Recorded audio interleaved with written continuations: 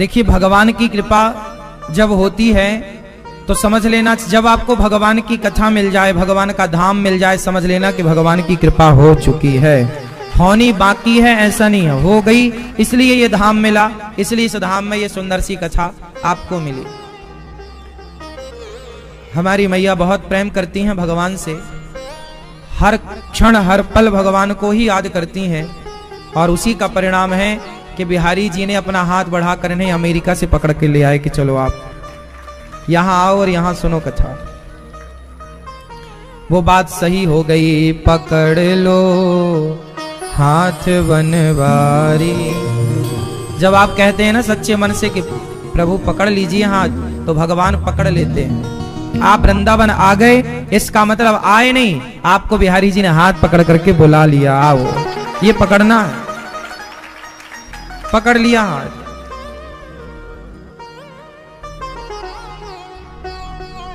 संसार में हम कितने बिजी होते हैं, कितना काम है आप लोगों के पास, लेकिन आप लोग उस काम से ये समय निकाल कर धाम आए, ये सिद्ध करता है कि भगवान ने हाथ पकड़ा, इसलिए आप समय निकाल पाए।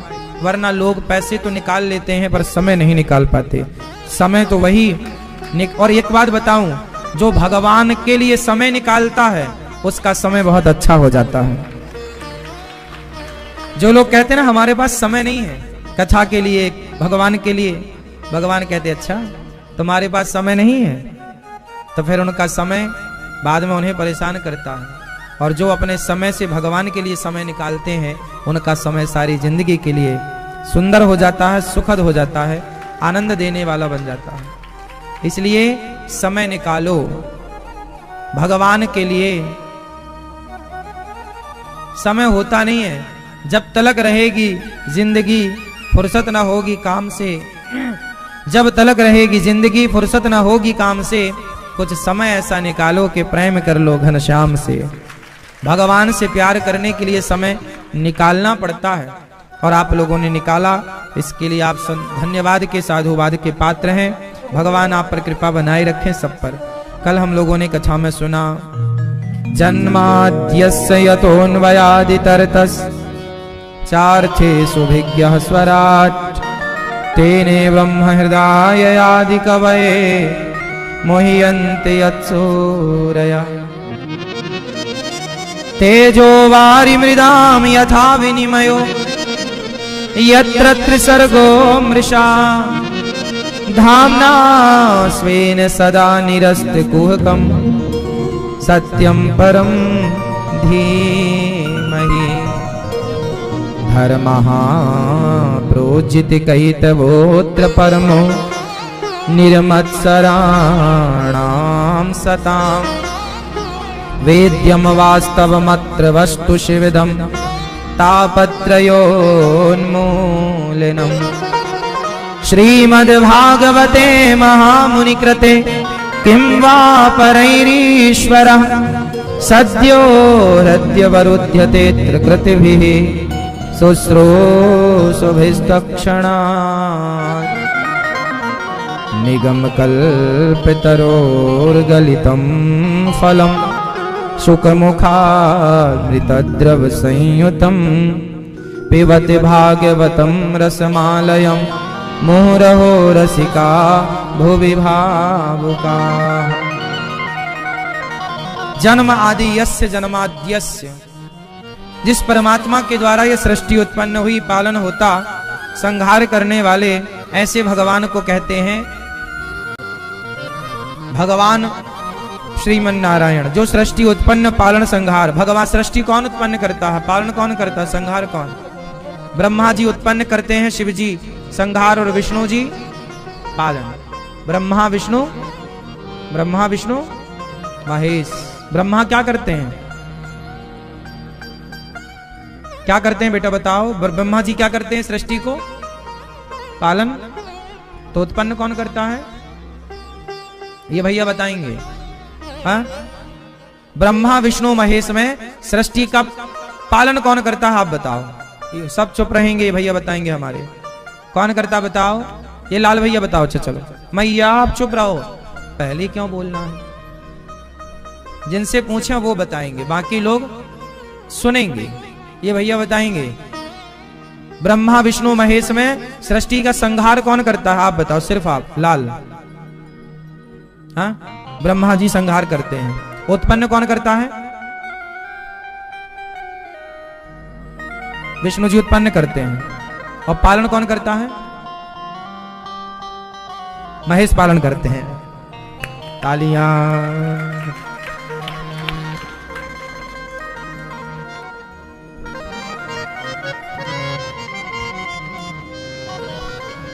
आप बताओ बेटा, बैठे बैठे, ब्रह्मा विष्णु महेश में सृष्टि उत्पन्न कौन करता है? हाँ? भगवान श्रीमन नारायण। ऑप्शन 3 दिए थे, आप चौथे में पहुंच गए। बहुत सुंदर। आप बताओ छोटू, बैठे बैठे बताओ, सृष्टि उत्पन्न कौन करता है ब्रह्मा विष्णु महेश में? ब्रह्मा जी। और संहार कौन करता है?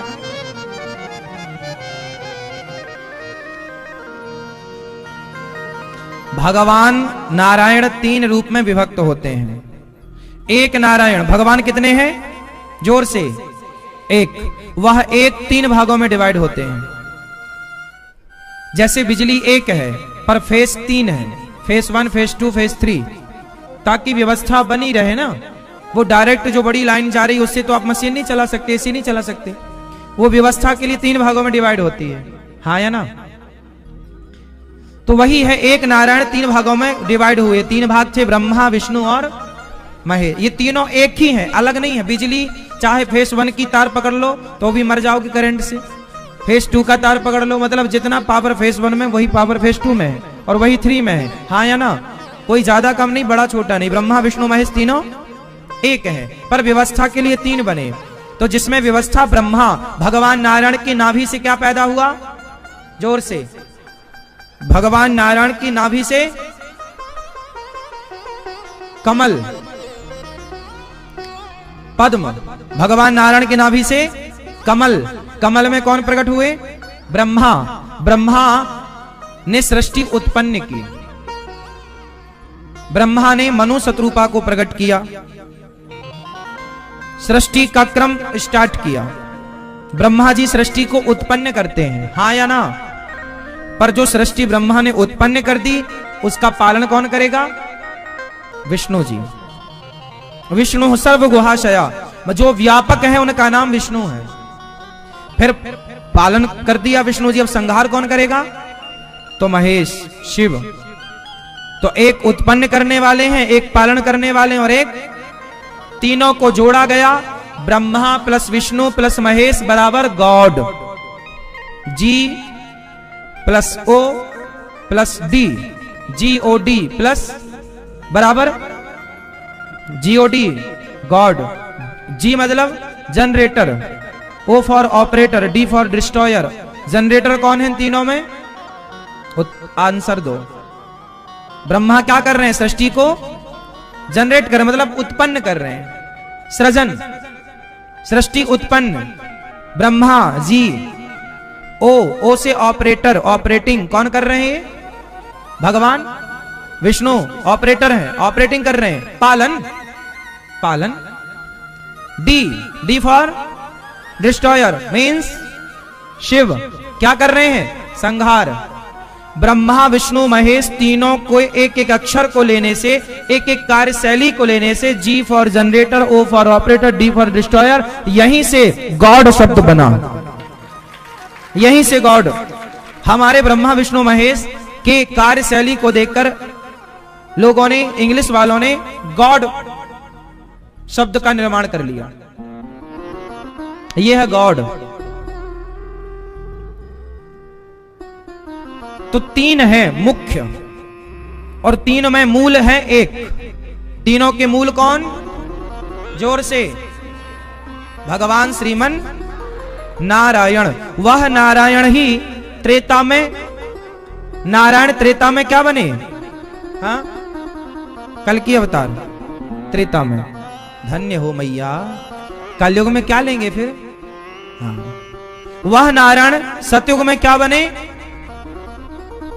सतयुग में क्या अवतार हुआ भगवान का? हाँ, कृष्ण भगवान का अवतार द्वापर में हुआ था। सतयुग में किन का अवतार हुआ? भैया बताएंगे चश्मा वाले। हाँ, श्री राम त्रेता में आए, सतयुग में किनका अवतार हुआ?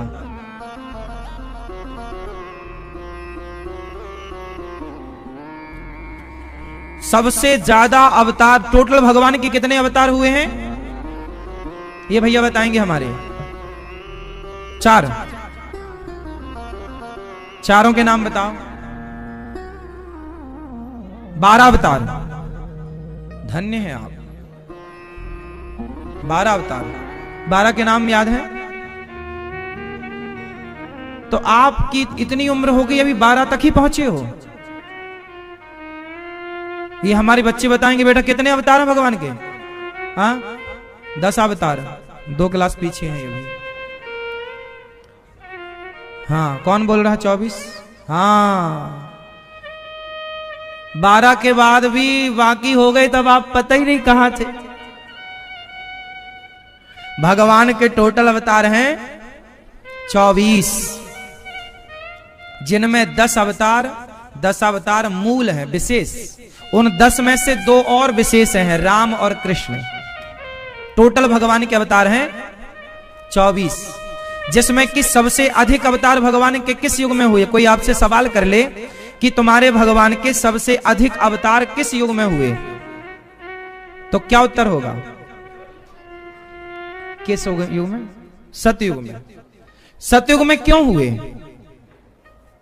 क्योंकि सतयुग वो युग था जहां सृष्टि स्टार्ट होती है, तो स्टार्ट कराने के लिए ही मालिक को आना पड़ता है, और जब स्टार्ट हो गई, चल पड़ी, तब फिर आप चलाते रहना। हाँ या ना? इस बात समझ में आ रही है? इसलिए सबसे अधिक अवतार भगवान के सतयुग में हुए। भगवान नारायण का पहला अवतार हुआ सनकादि ब्रह्मा जी से, सनक, सनंदन, सनातन, सनत कुमार। भगवान नारायण का दूसरा अवतार हुआ बाराह। जब हिरण्याक्ष ने पृथ्वी को छिपाया, तो बाराह भगवान ने आकर हिरण्याक्ष को मारा, हिरण्याक्ष को, और पृथ्वी की स्थापना करने के लिए भगवान को बाराह अवतार लेना पड़ा था। तो भगवान का दूसरा अवतार क्या है? जोर से, वाराह। तीसरा अवतार है भगवान का नारद जी, नारद, नारायण। ये क्या करते हैं? ये भक्ति का प्रचार करते, प्रचारक है। भाई भगवान का भी तो प्रचार करने वाला कोई हो, वरना कौन जानेगा भगवान को? तो नारद जी प्रचार की भूमिका में है, भगवान ही। ये शुरुआती दौर है, क्योंकि बाद में तो प्रचार हो जाएगा। तो फिर देखो, पहले आप टीवी पर किसी चीज का ऐड देख लेते हैं, है ना, फिर आप खुद उसका प्रचार कर देते हैं। ऐसी है, नारद जी ने भगवान की महिमा को प्रचारित किया कि भगवान कौन है, क्या होगा इनके नाम जप करने से, कथाएं, पूरा कुछ समझाया। व्यास जी को भी भागवत लिखने की प्रेरणा नारद जी ने दी। भागवत जो आप सुन रहे हैं, ये भागवत लिखी किसने? वेद व्यास जी ने। पर लिखने की प्रेरणा किसने दी? क्योंकि नारद जी प्रचारक है। हाँ या ना? ध्रुव जी को भक्त बनाने की प्रेरणा किसने दी? भक्ति करने की नारद जी ने। प्रहलाद जी को भक्ति की प्रेरणा किसने दी? आज तक के इतिहास में भक्ति के सबसे बड़े प्रचारक श्री नारद जी महाराज हैं, और ये तीसरे अवतार हैं। साक्षात भगवान ही नारद हैं। चौथे अवतार है नर नारायण। नर नारायण कौन? नर है अर्जुन, नारायण है कृष्ण। बद्रीनाथ में नर नारायण 2 पर्वत हैं। बद्रीनाथ में कौन है? नर नारायण भगवान। बद्रीनारायण बोलते ना, बोले बद्रीनारायण भगवान की। ये जो पर्वत देख रहे हैं मंदिर के पीछे, ये ठीक सामने जो मंदिर है वो है नर, और ये वाला है नारायण, नर नारायण। ये चौथा अवतार है। यही नर नारायण ने क्यों अवतार लिया था? पिछले जन्म में के राक्षस, जो इस जन्म में कर्ण थे, वो पिछले जन्म में के दैत्य थे। उनके जैसे कवच कुंडल है ना, तो इनके 1000 कवच कुंडल थे पहले। तो नर नारायण उसको वरदान था कि तुम्हें तपस्या करने वाला मारेगा, और जो तुम्हारे ये 1000 कवच कुंडल नष्ट कर देगा, वही तुम्हें मार सकेगा। तो नर जाके युद्ध करें तो नारायण तपस्या करने लग जाएं, फिर उसके एक कवच कुंडल तोड़ दें, फिर नारायण तपस्या कर रहे हैं तो फिर नर उठे वो जाए। वो ऐसे करते करते कई वर्ष बीत गए तो 999 कवच कुंडल एक रह गया, तो एक लेकर के कर्ण पैदा हुए। फिर वही नर नारायण सतयुग वाले द्वापर में वही कर्ण बनकर प्रकट हुए, तो फिर कवच कुंडल फिर इंद्र ने मांगा, उन्होंने दान कर दिया। और फिर इंद्र भगवान आखिरी बार उनसे युद्ध भगवान नारायण का हुआ था, तो अब नर की बारी थी, तो नर रूप में अर्जुन थे, इसलिए अर्जुन के हाथों कर्ण मरे, क्योंकि अर्जुन नर अवतार हैं और कृष्ण नारायण। जो नर नारायण हैं वो उनमें कृष्ण और अर्जुन का भी नाम गिना जाता है, क्योंकि कर्ण की लीला पहले से जुड़ी थी उससे। कर्ण पूर्व जन्म में एक दैत्य की भूमिका में थे, इसलिए ये कवच कुंडल लेकर के आए थे, क्योंकि 1000 कवच कुंडल थे इनके पास, वो सब नष्ट हो चुके थे पिछली जन्म में। और ये नर नारायण तपस्या कहां करते थे? बद्रीनाथ में, इसलिए बद्रीनाथ को नर नारायण की नगरी कहा जाता है। इसलिए बद्रीनाथ में वो आज भी एक तरफ नर एक तरफ नारायण, इसलिए 2 पहाड़। वो तपस्या करते करते उनका शरीर फिर छूट जाए, फिर वो धारण कर लें, फिर छूट जाए, ऐसे उनके शरीर से ये पहाड़ तैयार हो गया। इसलिए वो नर नारायण जो है वो भगवान का शरीर ही माना जाता है। बात समझ में आ रही है? तो ये चौथा अवतार है। ये सारे अवतार सतयुग के हैं। ये सारे अवतार कहां लिए गए हैं? 5वां अवतार कपिल देव जी। कपिल भगवान अपनी माता देवहूति के गर्भ से उत्पन्न हुए, और प्रकट हुए मीन्स उत्पन्न का मतलब प्रकट, भय प्रकट कृपाला। तो प्रकट हुए तो इन्होंने अपनी माता देवहूति को सांख्योपदेश किया था। एक दिव्य ज्ञान है जिसे सांख्य ज्ञान कहते हैं। सांख्य योग गीता में भी भगवान ने सुनाया है, लेकिन जो सांख्य योग लुप्त हो रहा था, उस लुप्त होते सांख्य योग को प्रकट करने के लिए माता देवहूति के माध्यम से स्वयं कपिल भगवान प्रकट हुए और अपनी मां को उपदेश किया था कपिल भगवान ने। आज भी कपिल देव जी, आप बता सकते हैं कपिल देव जी का मंदिर कहां है? ये भैया बताएंगे चश्मा वाले, आप बताओ कहां? हाँ, कपिल देव जी का मंदिर है गंगा सागर। साल में एक बार जो यात्रा होती है गंगा सागर की, वो कपिल मुनि का दर्शन करने ही लोग जाते हैं। बाकी तीर्थ बार बार गंगा सागर, तो वो गंगा सागर में जो मंदिर है वो कपिल देव जी का मंदिर है। माता देवहूति के पुत्र हैं, करदम जी के पुत्र हैं, अनुसुईया के भाई हैं कपिल देव जी। कपिल देव जी की बहन का नाम क्या है? माता अनुसुईया मां का नाम सुना होगा। इस धरती की सबसे श्रेष्ठ पतिव्रता नारियों में माता अनुसुईया। गुरु वशिष्ठ जी की पत्नी का नाम सुना है? माता अरुंधति। वो अरुंधति भी कपिल भगवान की सगी बहन है। जो राम जी की गुरु माता है, वशिष्ठ जी की पत्नी। राम जी की गुरु मां कौन? माता बोलो मेरी मां। इतना विस्तार से इसलिए समझा रहे हैं, कुछ याद कर लो, कल को कोई कुछ पूछे तो आप उत्तर दे पाओ, इसलिए सब विस्तार से समझा रहे हैं। कपिल देव जी की बहन 9 है, और इनमें विशेष माता अनुसुईया है, माता अरुंधति है। कपिल देव जी का मंदिर कहां है? गंगा सागर। कोई आपसे पूछे तो आप बता सकें। ये 5वें अवतार हैं। ये कपिल देव जी किनके अवतार हैं? उत्तर। किनके अवतार हैं ये? हाँ, भगवान श्रीमन नारायण। भगवान नारायण ही कपिल बने, नारद बने, नर नारायण बने। हम भगवान नारायण के 24 अवतार गिना रहे हैं, गिनते चलना। हाँ मैया, ओ मेरी मां, सुन रही हो ना मेरी मां? 6वें अवतार में दत्तात्रेय जी। 6वां अवतार कौन? दत्तात्रेय जी किनके बेटे हैं? महर्षि अत्रि, माता अनुसुईया। माता अनुसुईया का नाम सुना होगा। अनुसुईया माता कहां विराजती थी? अनुसुईया मां का आश्रम कहां था? बोलो मेरी मां। ये भारत का इतिहास बोल रहा हूं मैं। चित्रकूट कहां? चित्रकूट के पास।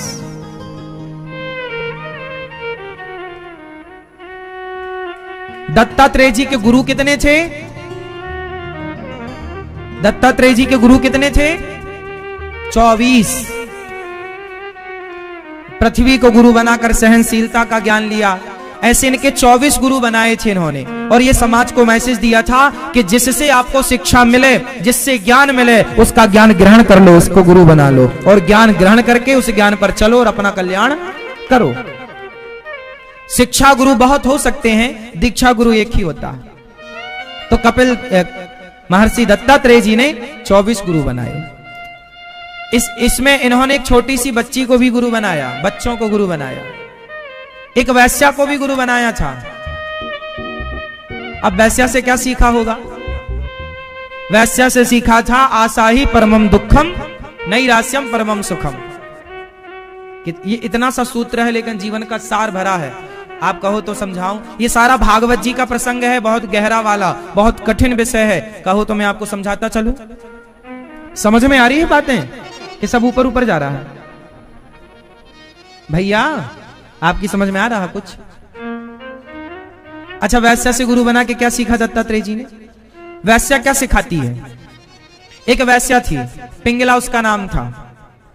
क्या नाम था? जोर से। पिंगला। वो बहुत सुंदर थी और संत जन कहते हैं कि आज वो पहली बार वैश्यावृत्ति में उतरी। पहली बार। आज उसके जीवन का ये वैश्यावृत्ति का पहला दिन था, इसलिए उसे वैश्या नहीं कहा जाता, लेकिन चूंकि वैश्यावृत्ति में उतर गई तो उसे वैश्या ही कहा जाएगा। पिंगला उसका नाम था। तो क्या हुआ कि उसने दरवाजे में ना घंटा टांग दिया बड़ा और लिख दिया, जो ज्यादा घंटा बजाएगा मैं समझ लूंगी कि वो मुझे ज्यादा पैसा देगा और वही मेरे पास आएगा। तो कोई घंटा बंधा था और वो बहुत सुंदर थी। उसने अपना दाम ज्यादा लगाया कि जो ज्यादा घंटा बजाएगा मैं उसकी हो जाऊंगी एक रात के लिए। अब वो शाम हुई 7 बजे शाम को, तो वो सज धज करके बैठ गई पिंगला। ग्राहक का इंतजार करें, भाई वैसे तो ग्राहक पर डिपेंड है, ग्राहक आएगा। तो वो सज गई, मतलब वो अपना तो श्रृंगार कर लिया, वो श्रृंगार करके 7 बजे से बैठी है। अब कोई घंटा बजाएगा, अब कोई घंटा। रात्रि के 9 बज गए, अब कोई आएगा, अब कोई आएगा। 10 बज गए, अच्छा रात को कोई आएगा। 11 बज गए, कोई नहीं आया। 12 बज गए, कोई नहीं आया। 1 बज गया, कोई। वो बैठी इस राह में कि आज मेरा पहला दिन है, पहली रात है मेरी, आज कोई आएगा मुझे खूब सारा पैसा देगा। 2 बज गए, 3 बज गए, 4 बज गए, कोई नहीं आया। चिड़िया चहकने लगी। 4 बज गए ना, चिड़िया चहकने लगी कि तभी वहां से दत्तात्रेय जी गुजरे।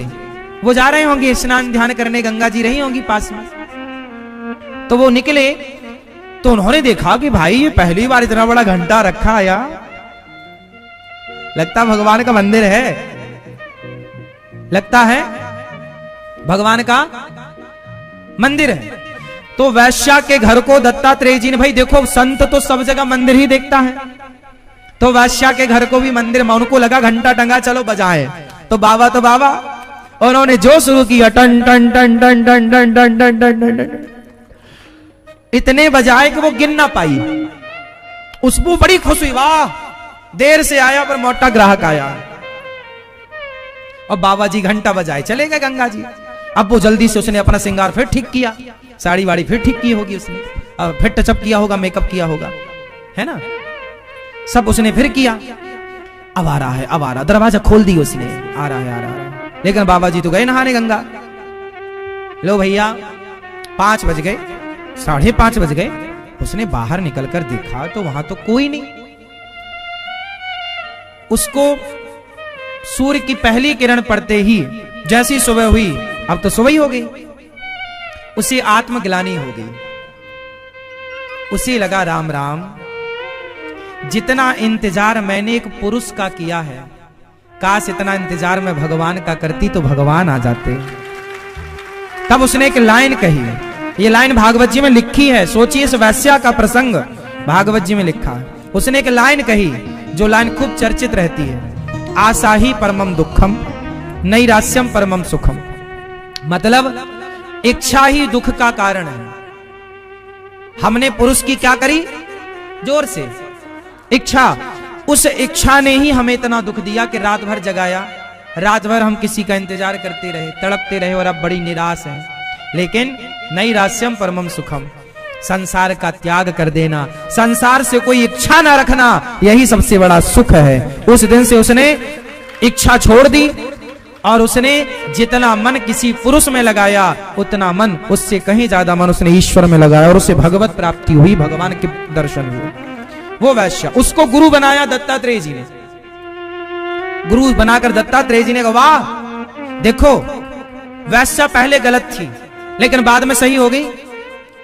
व्यक्ति गलत नहीं होता, उसका संग गलत होता है, उसका मन मानसिकता गलत होती है। यदि वो सत्संग कर ले, सही विचार प्रवेश कर जाए तो बिगड़े से बिगड़ा व्यक्ति भी सुधर जाता है, सही राह पर चल पड़ता। चाहे तो जहां चाह है वहां राह भी तो है, चाह ही नहीं तो राह नहीं।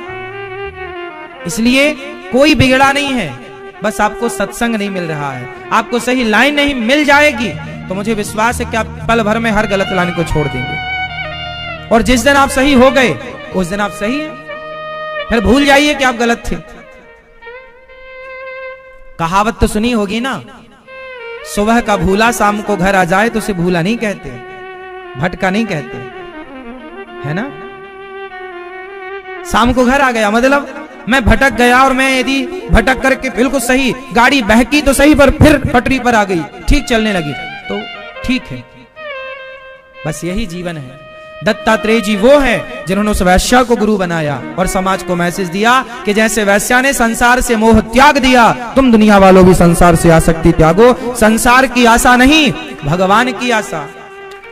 इसलिए फिर गाया, इसलिए संतों ने कहा आशा रख पगली आएंगे। आशा किसकी? भगवान की। आशा किसकी? आशा संसार की नहीं। संसार के लोग आएंगे तो क्या देंगे? एक स्त्री आपको क्या दे सकती है सिवाय शारीरिक सुख के? एक स्त्री आपको देगी तो शारीरिक सुख दे सकती है। एक पुरुष आपको दे सकता है तो क्या देगा? सोना देगा, चांदी देगा, शारीरिक सुख देगा।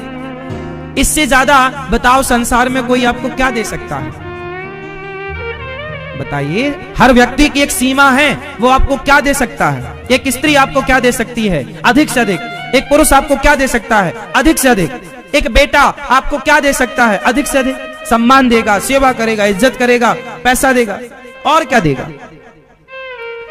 भारत का कोई भी प्रधानमंत्री, कोई भी राष्ट्रपति किसी भी देश का क्या दे सकता है आपको? ज्यादा से ज्यादा सम्मान, और क्या देगा? लेकिन भगवान आपको परम पद दे सकते हैं, मोक्ष का अधिकारी बना सकते हैं। जो भगवान दे सकते हैं वो इस धरती में कोई नहीं दे सकता। इसलिए जगत से नहीं, जगन्नाथ से प्यार करो मेरे भाइयों, मेरी मां, मेरी बहनों।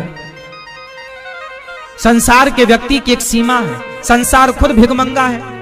आप क्या देंगे? आप खुद भीख मांगते हैं अपने पिता से, अपनी मां से, अपने परिवार से, किसी न किसी से। दाता एक राम, भिखारी सारी।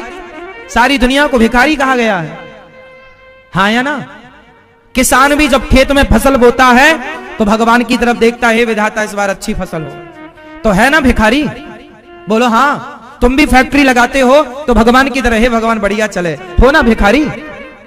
दाता तो केवल भगवान है, वरना दुनिया तो हाथ फैलाए खड़ी है, हे विधाता दो। और वो सबको दे रहा है। क्या नहीं दिया? तुम्हें आंखें दी देखने के लिए, पांव दिए चलने के लिए, उसी ने तो दिए। तुम्हारी मां में हिम्मत होती तो कोई बेटा लंगड़ा अंधा क्यों होता? तुम्हारी मां ही यदि तुम्हें हाथ पांव आंख दे सकती तो किसी मां का बेटा अंधा लंगड़ा बहरा क्यों होता? फिर मां बना लेती उसको ठीक। यदि मां बनाती इंसानों को, बाप बनाता बच्चों को, तो फिर बना लेता। फिर किसी का बेटा अंधा क्यों है, लंगड़ा क्यों है, बहरा क्यों है, काना क्यों है? तुम ही अमीरी गरीबी, तुम बाप हो ना, तुम अपनी औलाद को करोड़पति बना सकते हो, दे सकते हो, लेकिन उसके भाग्य में दुख है तो वो तुम बदल नहीं सकते। उसके भाग्य का सुख है तो तुम मत दो कुछ। राम को राजा बनना था कल, लेकिन भाग्य में दुख था तो 14 साल का वनवास मिल गया। लिखा किस्मत में मिटता नहीं मिटाने से। सबके पालनहार भगवान है, वो जान रहे हैं कि मेरे भाग्य में क्या है। और भाग्य भी मेरे कर्म से निर्मित होता है। मैंने जो कर्म किया, अच्छा या बुरा, उससे भाग्य। इसलिए कोई बाप अपने बेटे को अमीर नहीं बना सकता। तुम दे के जाओ करोड़ों, यदि उसके भाग्य में अमीरी नहीं है तो वो करोड़ों बर्बाद कर देगा। और कोई बाप अपने बेटे को गरीब नहीं बना सकता। यदि उसके भाग्य में अमीरी है, तुम 1 रुपए मत देना, उसमें काबिलियत भगवान अपने आप दे देंगे और वो अपने आप करोड़पति बन जाएगा। क्योंकि तुम नहीं चला रहे हो ना सृष्टि को, चलाने वाला, मैनेज करने वाला कोई और है। बाप तो दे सकता है धन दौलत, लेकिन बेटे के भाग्य में नहीं है तो करोड़ दिया क्या टिकता है साहब। आपके सामने कितने ऐसे उदाहरण होंगे कि बाप ने करोड़ दिया बेटे को, लेकिन वो मिट्टी में मिला दिया, सब बेच के खा गया। कितने लोग हैं जो करोड़पति थे, बाप दादाओं की करोड़ों की प्रॉपर्टी, लेकिन आज 2-2 रोटी को तरस रहे हैं। क्या ऐसा आपके सामने कोई उदाहरण नहीं है? है सबके सामने ऐसे उदाहरण। और ऐसे लोग भी होंगे आपके सामने जो कल तक भीख मांगते थे और आज वो ठाट बाट से रह रहे हैं। गरीब थे पर संपन्नता आ गई। तो ये सब भाग्य का खेल है साहब। किसी की अमीर बनाने से कोई अमीर नहीं बनता और किसी की गरीब बनाने से कोई गरीब नहीं बनता। भगवान ही सबके भाग्य विधाता है, लेकिन वो भाग्य आपके कर्मों पर निर्भर करता है। इसका मतलब ये नहीं कि भगवान किसी को यूं ही अमीरी दे देते हैं, किसी को यूं ही गरीब ना। जो आपने कर्म किया उस कर्म के अकॉर्डिंग, कर्म के आधार पर, आपके अच्छे कर्म तो अच्छा भाग्य, बुरे कर्म बुरा भाग्य। आपके कर्मों के हिसाब से आपका भाग्य तय होता है। पेड़ बोए बबूल का तो आम कहां से आए? जो बोया है। तो दत्तात्रेय जी ने कितने गुरु बनाए? उनमें किसको गुरु बनाया? एक। क्या सीखा वैश्या से? बोलो। पिंगला ने क्या सिखाया? फास्ट उत्तर। ये भागवत जी का प्रसंग बोल रहा हूं, ध्यान से समझिएगा। चलो बताओ, वैश्या पिंगला ने क्या सिखाया आपको आज?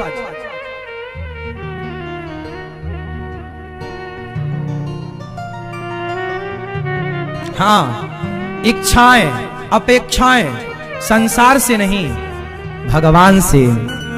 जो भगवान दे सकते हैं वो, ये शिक्षा है। संसार से की गई इच्छाएं दुख देंगी और भगवान से की गई इच्छाएं सुख देंगी। इसलिए इच्छा, वैसे भगवान की भक्ति भी निष्काम है, वहां इच्छा नहीं हो, फिर भी यदि है तो भी कोई बुरा नहीं है। ना हो वो श्रेष्ठ। भगवान से भी इच्छा नहीं होनी चाहिए, क्योंकि यहां भी बात आएगी निष्काम भक्त। भक्त कैसा हो? फिर भी आपके कोई काम। प्रजा ने आरोप लगाया था सीता मां को, राम जी ले आते तो प्रजा बोलती आप तो मनमाना कर रहे हो, इसलिए सोने की सीता बनाई, तब राम जी का यज्ञ पूरा हुआ। हाँ या ना? तो पत्नी क्या है?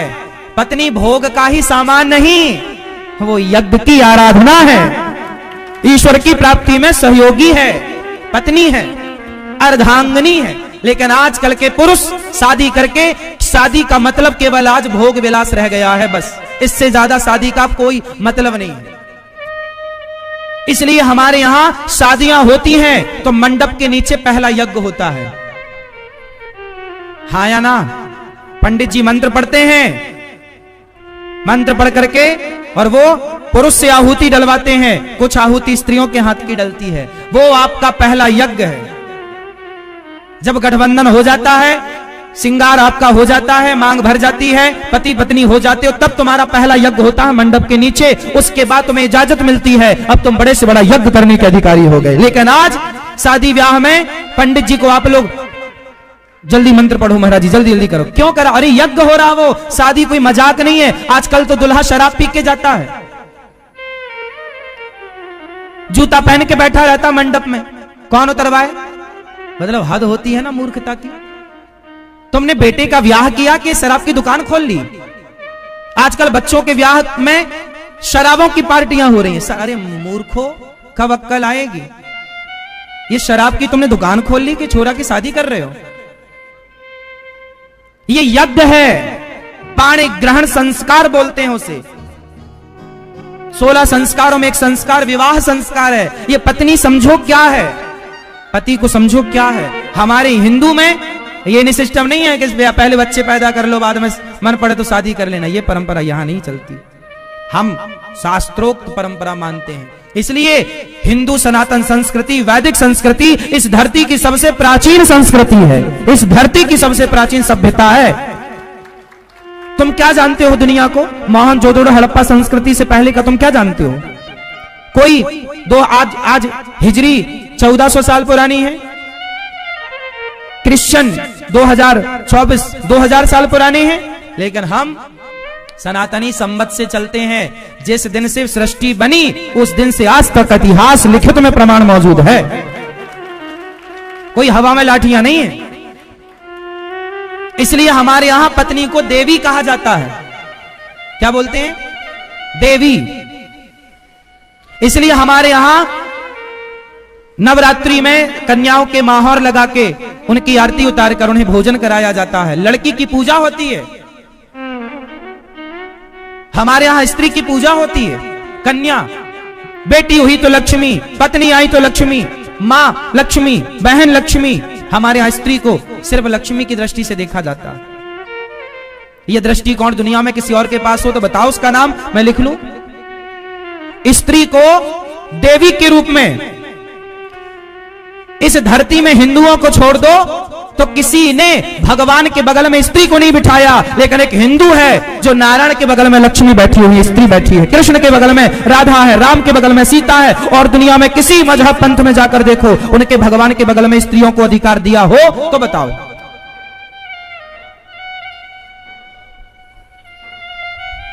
अरे तुम हिंदुओं की परंपरा समझोगे तो जानोगे, समझते ही नहीं है लोग।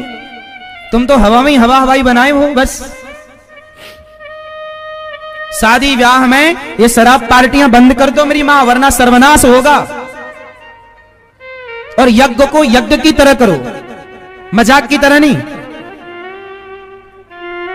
तुम्हारा धर्म ही नहीं रह जाएगा, तुम्हारी संस्कृति ही नहीं रह जाएगी, तो पैसे का करोगे क्या? पैसा तो रावण के पास बहुत था, राम के पास तो फूटी कौड़ी नहीं थी, जंगल में दर दर की ठोकर खा रहे थे राम, लेकिन राम के पास धन नहीं था पर धर्म था। इसलिए आज तक राम की जय जयकार होती है, क्योंकि धन वाले की जय जयकार नहीं, धर्म वाले की जय जयकार होती है। यदि तुम धन के नशे में चूर हो तो रावण धन के नशे में चूर हुआ, सर्वनाश हो गया। इसलिए विवाह जब करो बेटी का और बेटे का, उसे यज्ञ की तरह करो।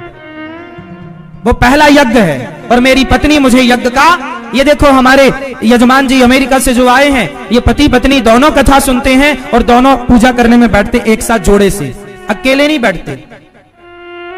कुछ काम पति पत्नी जब तक तुम्हारी जोड़ी सलामत है कर लो। इसलिए बोलता हूं भागवत सुन लो, अच्छे काम पति पत्नी साथ में कर लो। एक चला गया या चली गई तो फिर तुम करने के अधिकारी नहीं हो। यज्ञ, इसलिए कुछ अनुष्ठान कुछ कार्य जोड़ा बने तो पहले, इसलिए हमारे यहां जब ब्याह होता है ना तो पहला काम होता है पंडित जी को बुलाकर सत्यनारायण भगवान की कथा दुल्हा दुल्हन को सुनाई जाती है। लेकिन आजकल वो परंपरा भी खत्म हो गई। अब कहां लड़का लड़की दुल्हन, आजकल तो मंडप से सीधे हनीमून मनाने भागते हैं। हाँ या ना? सीधा टिकट कटी होती है, सीधा वो 5 स्टार होटल में जाके केवल अपना भोग विलास का आनंद लेते, क्योंकि शादी करी भोग विलास के लिए, तो भोग विलास भोग रहे हैं, ठीक भी है। उनका उद्देश्य यज्ञ था ही नहीं, उनका उद्देश्य भगवत प्राप्ति है ही नहीं, धर्म की स्थापना है ही नहीं।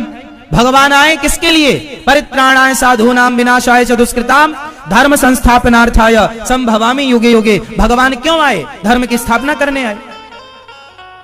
आपको क्या करना है? धर्म की स्थापना। लेकिन नहीं, कुछ लोग हैं जो सत्यनारायण भगवान की कथा सुनते हैं, शादी हुई तो फिर दोनों पति पत्नी मंदिर बिहारी जी आते हैं, कथा, अरे शादी हुई है, शादी के बाद घर में पंडित जी को बुला के एक छोटा हवन करो जोड़े से, फिर मंदिर आओ, बिहारी जी का आशीर्वाद लो, गिरिराज जी का आशीर्वाद लो, गुरुजनों का वृंदावन आओ, 7 दिन की कथा सुनो। कथा सुनने के बाद गृहस्थी स्टार्ट करोगे तो आपकी गृहस्थी सदा सुखमय होगी, आनंदमय होगी, सब कुछ आपको प्राप्त होगा। अब तुम शादी के बाद सीधे भाग गए हनीमून में, अब वो संतान जब तुम्हारी होगी तो वो भी कैसी होगी? आजकल तो 10-10 साल के लड़का लड़की प्यार कर रहे हैं, हाँ या ना? आज 16 साल की लड़की ना प्यार करने लग जाती है, किसी लड़के के संग भागने का मन बना लेती है। 16 साल की है और लड़का 16 साल का भाग जाता किसी लड़की के साथ, उसे मौका दे दो भाग जाएगा। मतलब आजकल मेरी माँ 16-16 साल के लड़के सबको समझते हैं। लड़कियां लड़के गोल गोल रोटी बनानी नहीं आती, पर लड़कियां खूब अच्छे से प्यार करना जान लेती हैं 16 साल में। लड़के लोग खूब प्यार करना जान लेते हैं, आई लव यू को मतलब ठीक ठीक समझ लेते हैं। हम लोगों के जमाने में जानते नहीं थे आई लव यू का मतलब क्या है। आप आश्चर्य, आप हंसेंगे, हम जब 20 साल के थे तब तक हमें यह नहीं पता था कि स्त्री पुरुष में क्या ऐसा अंतर होता है। कुछ नहीं, मतलब बुद्धू, कुछ भी नहीं, अक्कल। हमारे टाइम पर इतना एडवांस जमाना नहीं था कि 16 साल में किसी लड़के को प्यार हो जाए। क्यों जी? गांव में आज भी 18-18 साल के लड़का नदियों में यूं ही निर्वस्त्र होकर नहाते हैं, उनके अंदर कोई दोष नहीं होता, कोई वासना नहीं होती। हाँ या ना? मन निर्मल था ना, चित्त निर्मल है, शुद्धि थी विचारों की। आजकल जरा जरा अब ये छोटे छोटे बच्चों को प्यार हो रहा है। क्यों हो रहा है? क्योंकि बस यही है, माँ बाप का आचरण आया है। माँ बाप भी हनीमून मनाने गए थे, पूजा पाठ में उनका भी मन नहीं था, तो वही संस्कार लेके बच्चे भी पैदा हो गए हैं कि ये अभी से मनाएंगे। अब जैसा बाप वैसे ही बेटा। और दूसरा, मोबाइल देख रहे हैं, टीवियां देख रहे हैं, वो भी कारण है, पर वो भी कारण है, भूलो मत। तुम भी कैसे थे? तुमने कौन सा यज्ञ के साथ तुमने अपना कार्य शुरू किया? तुम्हारे अंदर कहां मानसिकता सात्विक थी? तुम अपने भी गिरेबान में झांक के देख लो कि तुम कितने अच्छे थे। इसलिए इस बात से बहुत बड़ा प्रभाव पड़ता है, आप माने ना माने। डॉक्टर कहता है कि बाप में यदि कोई बीमारी है तो बच्चे में जाएगी। शुगर की बीमारी बाप को है और इत्यादि बीमारी बाप को है या मां को है, वो बच्चों में जाती है। हाँ या ना?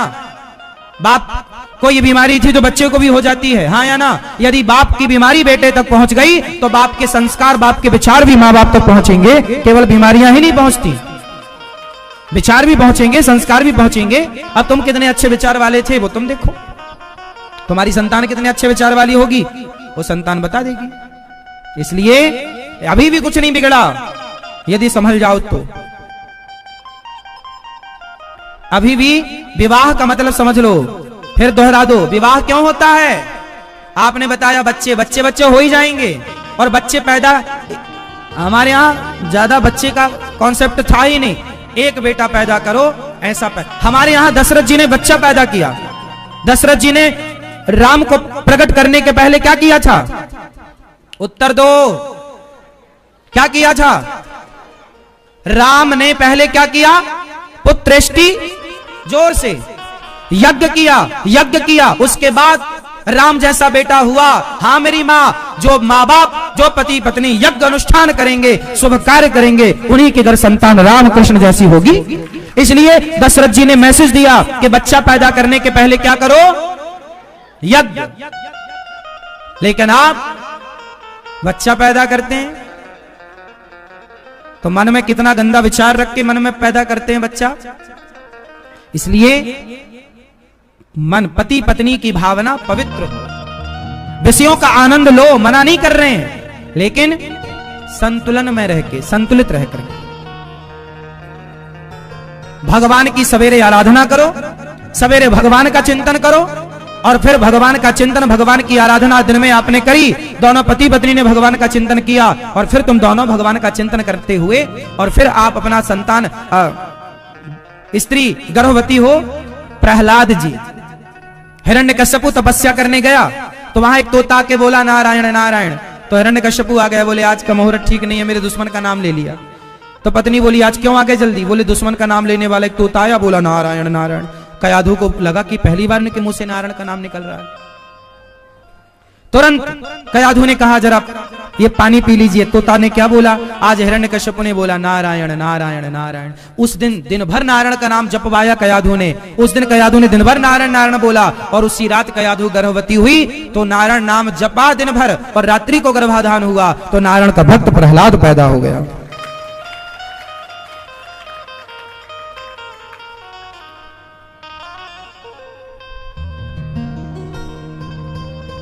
इसलिए फर्क पड़ता है मेरी मां, मानो ना मानो। तो हमारी पत्नी, विवाह हमने क्यों किया?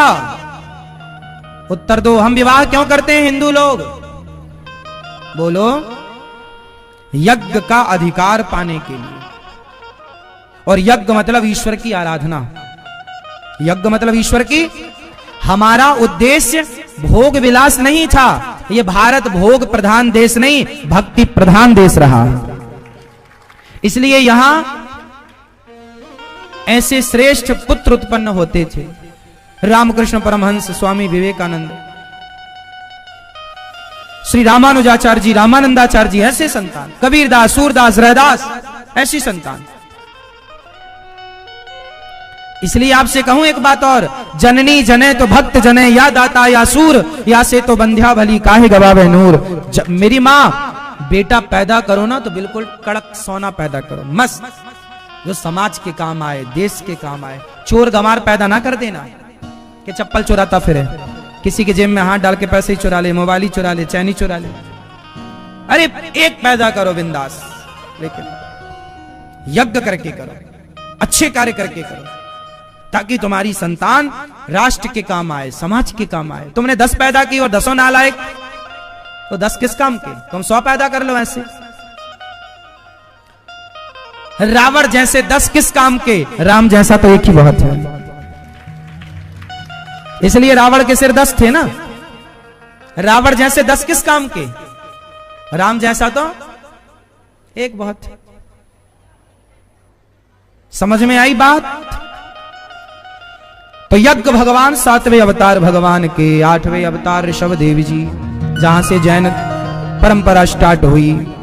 ये 8वें अवतार भगवान नारायण के। 9वां अवतार पृथु अवतार, पृथु पृथ्वी का दोहन किया और गाय बनकर पृथ्वी ने सब औषधियां प्रदान की। पहले ये बंजर भूमि थी, तब पृथु भगवान ने गाय बना करके पृथ्वी को और फिर सब चीजें प्रकट की। मतलब धरती को उपजाऊ बनाया भगवान पृथु ने, इसलिए नाम पड़ा पृथ्वी। पहले इसका नाम था धरा, फिर नाम पड़ा पृथ्वी। जो सबको धारण करे वो धरा। पृथ्वी का एक नाम क्षमा भी है, पृथ्वी का एक नाम क्षमा भी है। फिर पृथु से नाम पड़ा पृथ्वी। 10वां अवतार भगवान का मत्स्य, मछली, सत्य नाम के राजा को बचाने के लिए प्रलय काल में भगवान ने मानव जाति को बचाने के लिए, औषधियां, अन्न बचाने के लिए, और भगवान ने मछली अवतार धारण किया, मत्स्य। इसलिए मत्स्य, इसलिए लोग अपने घर में वो मछली पालते हैं ना, मछली रखते हैं, मछली का पॉट रखते हैं वो, ताकि वहां मछली रहे। तो मछली घर में रखना शुभ भी होता है, लेकिन फिर वो मछली की व्यवस्था आप कर पाए, कई लोग नहीं कर पाते, तो मछलियां मर भी जाती हैं, है ना। तो मछली वास्तु के हिसाब से घर में रखना शुभ भी, क्योंकि मछली में भगवान का दर्शन कर। लोग तो मछली खा जाते हैं। अब देखो, मछली लोग खा रहे हैं, जबकि वो भगवान का अवतार है। अरे जमाना खाए तो खाए, तुम हिंदू, तुम तो ना खाओ भाई। हम दूसरों की गारंटी थोड़ी ले रहे हैं, और हम दूसरों को समझा भी नहीं सकते। आपको अपनों की, जब बेटा पड़ोसी से लड़के आता है ना, तो बाप अपने बेटे को समझाता, बेटा तू मत लड़ा कर यार, उसको क्या समझाएं, वो तो मूर्ख है। तो माँ बाप अपने को तो समझाते हैं ना, दूसरों को समझाया थोड़ी जा सकता है, हाँ या ना। उसी तरह हम दूसरों को कहां समझा पाएंगे, लेकिन हम तो आपको समझाएं।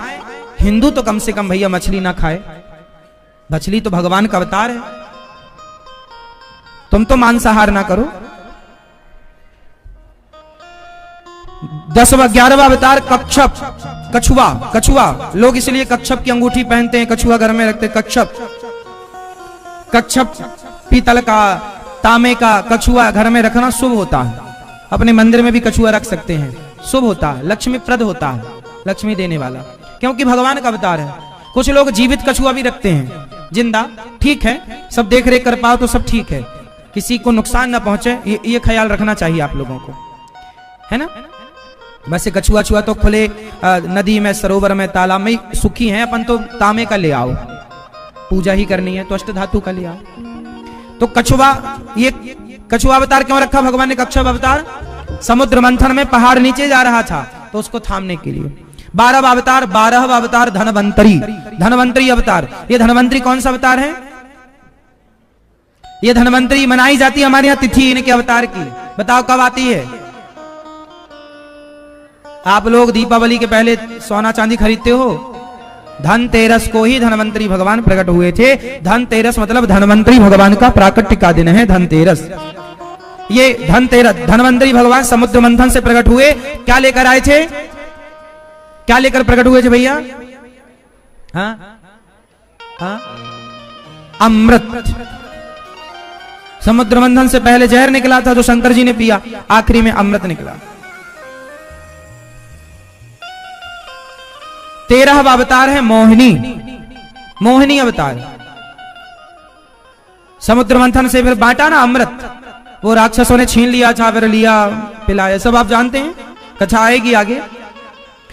14वां अवतार हुआ है नरसिंह। अब बताओ नरसिंह अवतार किसके लिए हुआ था? चश्मा वाले भैया बताएंगे। प्रहलाद जी के लिए। किसके लिए हुआ? हाँ, प्रहलाद के पुकारने पर प्रहलाद जी की रक्षा करने के लिए भगवान नरसिंह प्रकट हुए और हिरण्याक्ष को मारा, हिरण्यकश्यपु को मारा। हिरण्याक्ष को तो 12 भगवान ने मार दिया।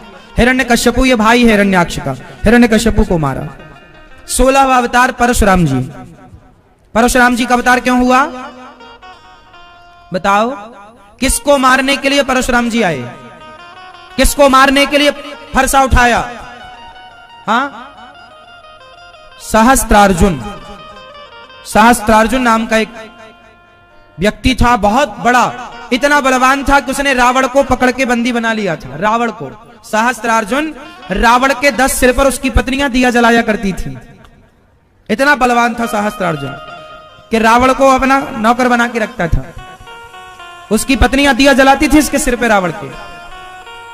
उसे मारने के लिए परशुराम जी आए।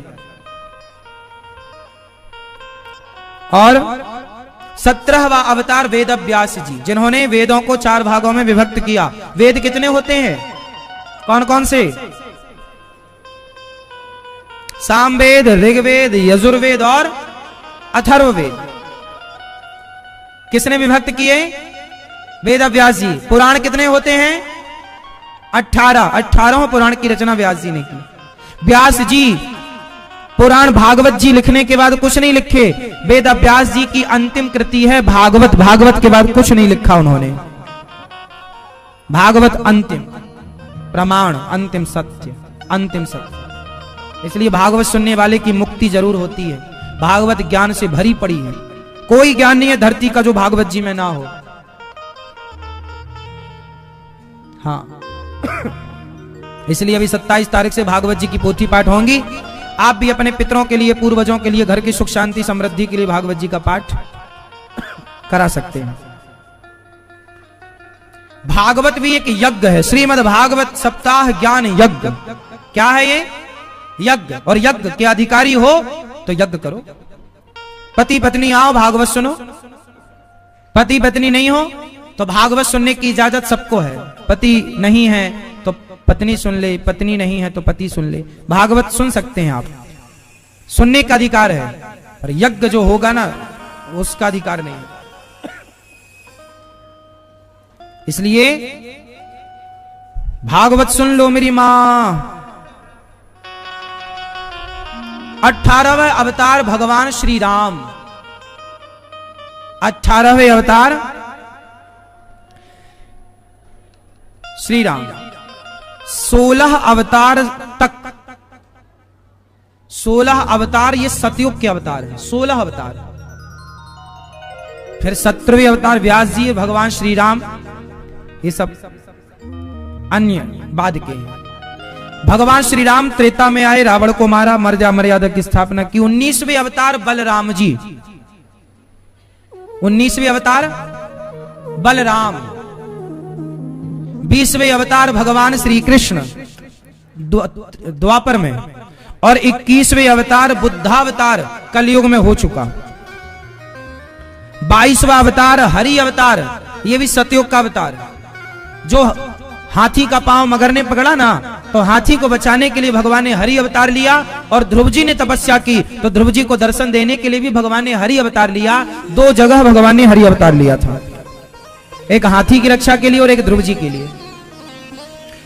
23वां अवतार हंस अवतार। हंस भी भगवान का अवतार है और ये ब्रह्मा जी को वेदों का उपदेश करते हैं हंस भगवान। और 23 के बाद 24वां अवतार कलयुग के आखिरी में होगा, अभी हुआ नहीं है। संबल ग्राम विष्णु यश नाम के ब्राह्मण के यहाँ भगवान कल्कि का अवतार होने वाला है कलयुग के अंत में। अंत कब होगा कलयुग का? कलयुग की टोटल आयु है 4,32,000 वर्ष, जिसमें कि अभी केवल 5,500 साल बीती है। अभी बहुत लंबा है कलयुग। कलयुग के अंत में तो आदमी आदमी को खाएगा, आदमी तो आदमी को अभी खाने लग गया है। आखिरी में और चरम पाप होगा, पाप ही पाप होगा चारों ओर। सत्य बोलने वाला कोई ना रह जाएगा। अभी सत्य बोलने वाला कहां कोई है, लेकिन अभी तो फिर भी शुरुआत है। आप 50-50 बोलते हो, थोड़ा सच थोड़ा झूठ, लेकिन एक टाइम आएगा सिर्फ झूठ। पाप चरम सीमा में। बेटा अपने बाप पे खूब हाथ उठाएगा, बेटा अपने माँ बाप को खूब परेशान करेंगे, है ना। लोग मर जाएंगे तो जलाएंगे नहीं, पका के खा जाएंगे। अभी खा रहे हैं लोग बकरा, भैंसा, गाय, मुर्गा। जब तुम इतना खा ही रहे हो तो फिर बाप दादों को खाने में फिर तुम्हें कहां देर लगेगी? मांसी तो चाहिए ना फिर तुम्हें, तो आदमी खाएगा, इंसान इंसान को खाएगा। कलयुग की चरम सीमा। आदमी का कद छोटा हो जाएगा, छोटा सा हो जाएगा। चारों तरफ अधर्म, कहीं कृष्ण का नाम लेने वाला कोई ना रहेगा, राम को जानने वाला कोई ना रहेगा, और जो धर्म की बातें करेगा लोग उनका मजाक उड़ाएंगे। जो सही बातें करेंगे लोग उनका मजाक उड़ा करके उन्हें चुप कर देंगे। कौओं का बोलबाला रहेगा, हंस तो चुपचाप बैठा रहेगा। कलयुग का अंत ऐसा है। फिर कल की भगवान आएंगे, उस जमाने के पाप को मिटाएंगे, धर्म की स्थापना करते ही सतयुग की शुरुआत हो जाएगी। फिर सतयुग, फिर द्वापर, फिर त्रेता, फिर द्वापर, फिर कल। ये चलता है, यही क्रम चलता। जैसे संडे मंडे चलता ना, संडे मंडे चलता रहता, ऐसे ही सतयुग त्रेता द्वापर चलता रहता। सतयुग त्रेता, सतयुग त्रेता, ऐसे। ये 24 व्यास जी महाराज ने 17 पुराण लिखे। तो हमने शुरुआत की थी Brahma Vishnu Mahesh, God, GOD, God. समझ में आया गॉड? देखिए गॉड कितनी बड़ी व्याख्या करनी है आपके लिए ताकि आप समझ पाओ। तो भगवान कितने? जोर से। उनके अवतार कितने? 24। उनके काम कितने? काम कितने? 3। सृष्टि, उत्पन्न, पालन, संहार। Short form God. भगवान कितने अवतार हैं? हर अवतार का हेतु। अब हम बात करते हैं व्यास जी की। व्यास जी महाराज ने 17 पुराण लिखे पर शांति नहीं मिली, तब उन्होंने नारद जी के कहने से भागवत जी लिखी। नारद जी ने कहा मैं दासी पुत्र था, भगवान की कृपा से ब्रह्मा पुत्र बना, आपको शांति। देखो व्यास जी 17 पुराण लिखने के बाद भी शांत नहीं थे। जब भागवत जी की रचना की तब उन्हें शांति मिली। क्या लिखा भागवत जी में? महाभारत की चर्चा। महाभारत, महाभारत इस सृष्टि का सबसे श्रेष्ठ युद्ध, बड़ा। उस महाभारत में बहुत सारा अच्छा कार्य हुआ, बहुत सारा बुरा कार्य हुआ। बुरा क्या हुआ? बहुत निर्दोष लोग मारे गए। अच्छा क्या हुआ? अधर्मी मारे गए। और अच्छा क्या हुआ? हम मानव जाति को सीख मिल गई। आप में से कितने लोगों ने महाभारत को देखा है या सुना है? टीवी पर देखा होगा। रामानंद सागर जी ने बहुत बड़ा उपकार किया है हिंदू समाज के ऊपर कि उन्होंने इतने सुंदर चीजें बना करके गए हैं। रामायण है, महाभारत है ना, वो कृष्णा है, कृष्णा में पूरा महाभारत। तो महाभारत भी था तो वो देखा ही होगा आप लोगों ने। लॉकडाउन में भी महाभारत अपन लोगों ने देखा कि नहीं? कुछ सुना होगा आप लोगों ने। चलो कुछ सवाल महाभारत से जुड़े पूछ लेते हैं आपसे। बताओ महाभारत क्यों हुआ?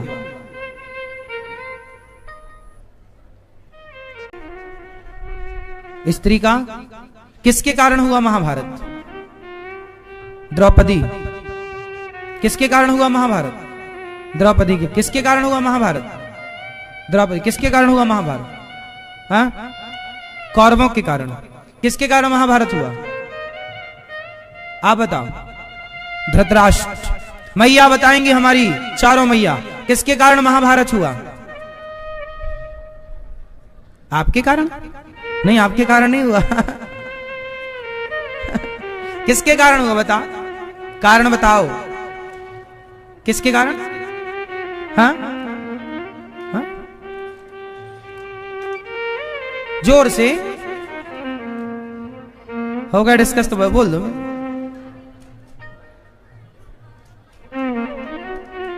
हम बहरे हैं, थोड़ा जोर से।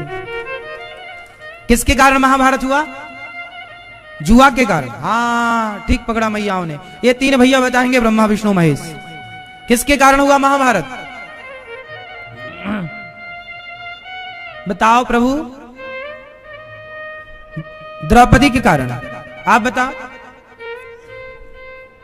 महाभारत किसके कारण हुआ? द्रौपदी। आप बताओ। हाँ कौरवों के कारण। पीछे वाले भक्त बताएंगे किसके कारण? इस तरफ के भक्त बताएंगे। हाँ आपके पड़ोसन के कारण। इस तरफ वाले भक्त बताएंगे। हाँ, हाँ? अब हम बताएं मेरी मां?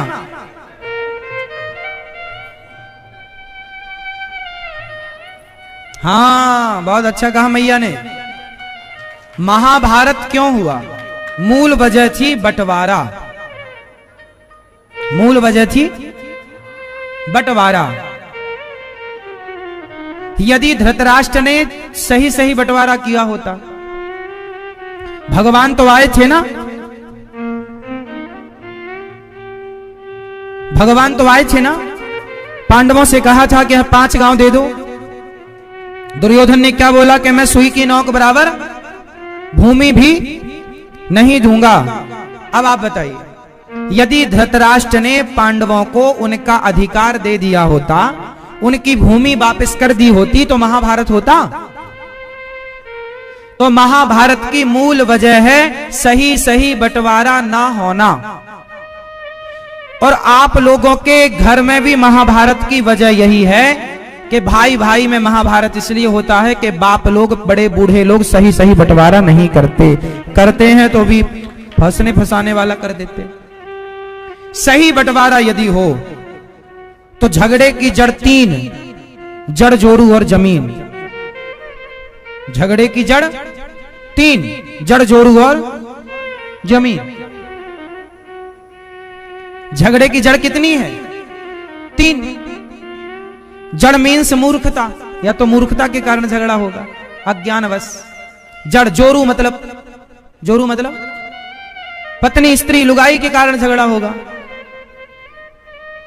और जमीन मतलब प्रॉपर्टी, जमीन जायदाद के कारण झगड़ा। झगड़े की जड़ 3, जड़ मीन्स मूर्खता, जड़, जोरू और जमीन। चौथा कोई वजह हो तो आप बताओ। है? तो यहां वजह क्या थी? राम रावण के युद्ध में वजह क्या थी? जोर से, जोर से। स्त्री, माता सीता। जोरू। झगड़े की वजह क्या थी? स्त्री। और यहां महाभारत में झगड़े की जड़ क्या थी? जोर से, जोर से। जमीन। जमीन का मुद्दा था। और भारत में जितने अंग्रेजों और